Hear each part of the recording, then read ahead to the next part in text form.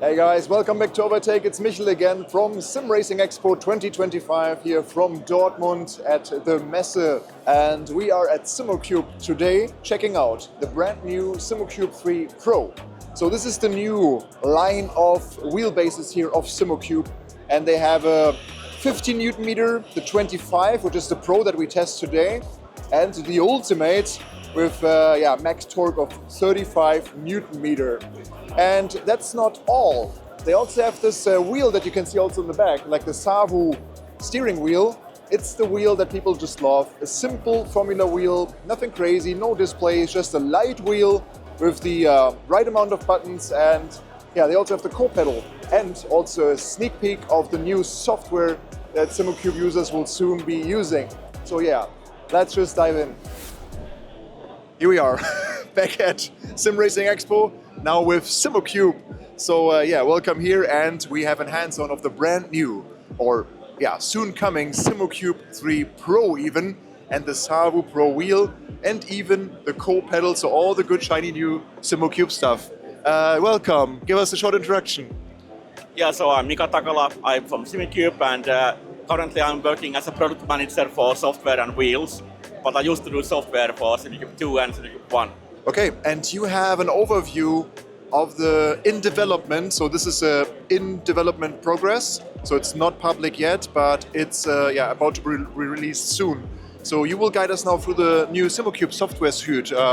So tell us about what is new in this interface. What are the new features that Simucube users can expect? Yeah, so for the overall, the software will have a new skin like what you have probably seen the screenshots and what's available here. Then we are gonna have the paddock, so profile sharing opportunity and features for all of our devices. That's gonna be available at launch or soon afterwards. Then for the overview page, we have a little bit different view on how we show things. For example, if the pedal is not started, you get a notification about it. So our mentality and target is to improve the ease of use of the software.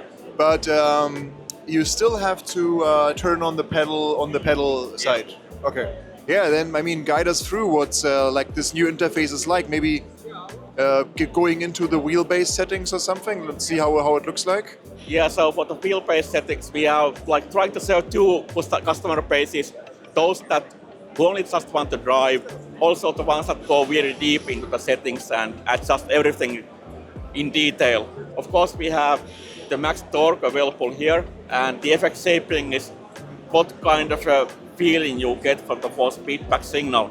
And these are typically not enough for those people that are really into the in detail adjustments. So we will have these in detail settings on different aspects of smoothness, let's put it that way. But you can get very good feeling also already with just one slider here.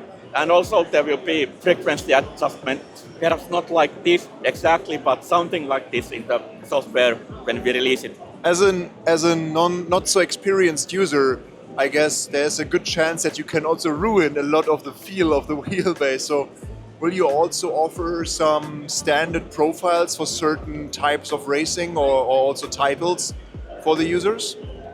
Yes, that's one thing that we have been working on. We have shared the wheelbase for testing to some partners that are doing already the presets and profiles for us, and they also give feedback for us for development. And they will be available as like they are in the active pedal, but then we will also have the paddock available, so people can share their settings and famous YouTubers that people trust can. They are the best. Yeah, they're the best. Now, I remember, for example, I used Ole Steinbraten preset for my GT3 brake for the Active Pedal Pro, and it was just perfect. It was spot on. So I imagine this is also possible then, that also pro drivers or real race drivers, that they also upload their presets. Like as in the previous Simucube software, you could also scan for different people's presets for different games and stuff. Yeah, exactly. That's what we are aiming for. And will it also have an auto switch feature that you tell the system that, hey, when I start iRacing, it should start this profile, or even like car-based or something? Yes, that is already available in the current tuner, but we are of course expanding the features in the for the tuner 3.0 in the future. So yeah. And this is now really the only one Simucube software that you need. Like, it's not like before where you had the Simucube tuner and also the other Simucube app. Yeah, that's correct. We almost a year ago we released the Simucube Tuner 2.5, which added support also for the Simucube 2 wheelbase. So that's been the situation for a while. But now we are really like bringing on all the features, including the paddock from Simucube 2 to Simucube 3 and also the active pedals. Great. I mean, it looks very promising, like very modern now compared to the software that you had before. So when can the Simucube users expect the launch of this? We are aiming for the end of this month, so end of October, start of November. That's our go-to date when we start shipping the wheelbase. We are producing them, they are available in the warehouses. The software is the only thing that is not ready yet. And then the Simucube 3 Pro, the wheelbase. What is the main new thing over the Simucube 2? We have completely reworked the motor internals.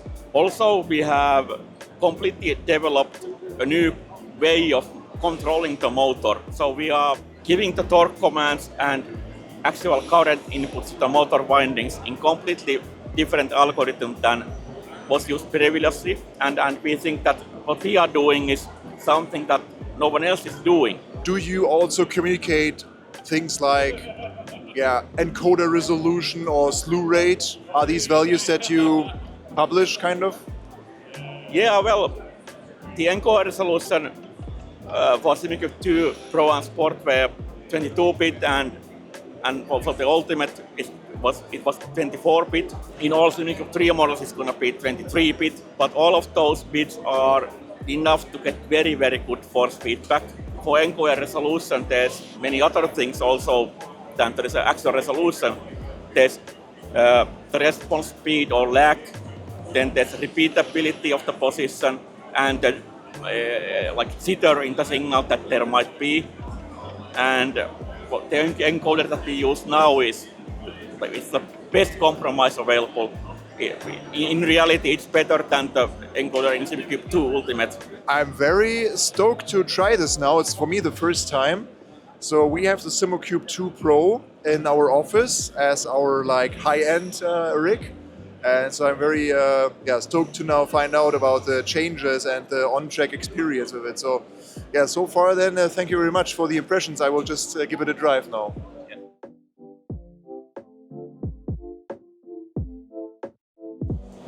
Wow, it's so responsive.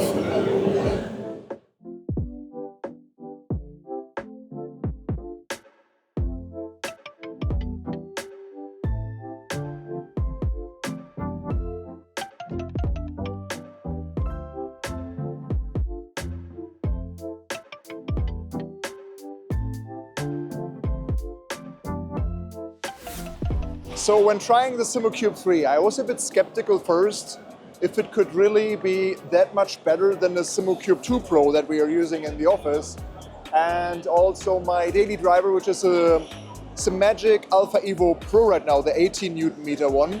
And I opted for the same combination that I was driving just a week ago, the Petit Le Mans event with the Mustang GT3 on Road America. And I just have to admit that felt really, really nice, unfortunately. So I think there's a certain percentage, if you higher the price or if you go that high as a Simucube 3, there's just a few things that get a bit more detailed, a bit more quick in the reaction and the information that the wheelbase delivers. I think the money that you pay for such a wheelbase is not the percentage that it gets better. It's all about the quick reaction, the reactivity, the smoothness, and the micro corrections. Like when you, for example, approach the curb or the corner in a slightly wrong way, you don't hit the apex quite, but then you have this moment of, okay, the wheelbase tells me that I have to reposition my car. And this intuitive moment, this microsecond of this information that is in the force feedback, this is where the difference comes with such a wheelbase. And it's just overall a very nice and saturated, strong feel, but being smooth at the very same time. So it is like the percentage where it is better or more responsive is maybe like 10% better than a Simucube 2 Pro. It's hard to really put a scale on this, but maybe you get the idea. So, of course, it is Simucube. Have they ever done a bad product? I don't think so. It's the Simucube effect, I would call it. You just drive in there, it's dialed in perfectly. Also, the guys, they just know what they are doing. So they have it perfectly set up there for the rig, and it just all sits, and I really liked it. So, hope you liked that one. Thumbs up, hit the bell, comment, and also, yeah, go to our website, OvertakeTG, of course. And then here's another video of us checking the active pedals, and have fun with that. See you next time. Bye-bye.